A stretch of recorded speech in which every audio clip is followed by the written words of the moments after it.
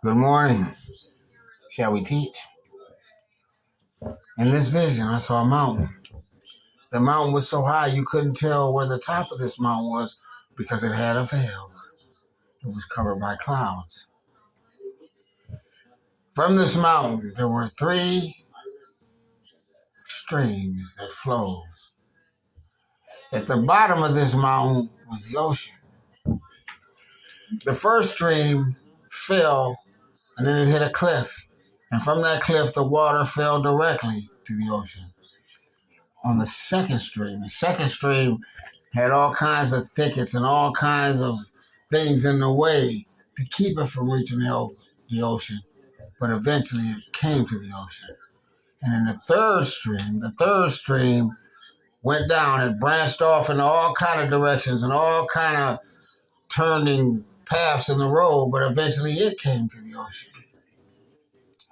The interpretation: the first stream represents people that die before their time, children that get diseases and die, you understand? But eventually it makes it to the ocean, which is back to God. The second stream is the stream of following God.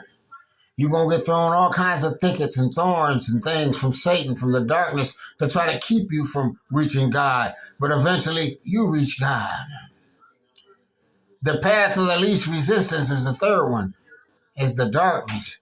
You come down, but then you branch off into this area and that area and this area and that area. It's the way that Satan takes you through many things in your life that you think are right, but they lead to destruction. But eventually all paths lead back to God. Let me tell you something. You can't sell your soul. That's a trick of Satan. So when people get on here talking about they selling their soul or they sold their soul, that's a lie. The soul comes from God, and the soul returns to God for judgment. Only God can give a soul, and only God can take a soul. You give your will away.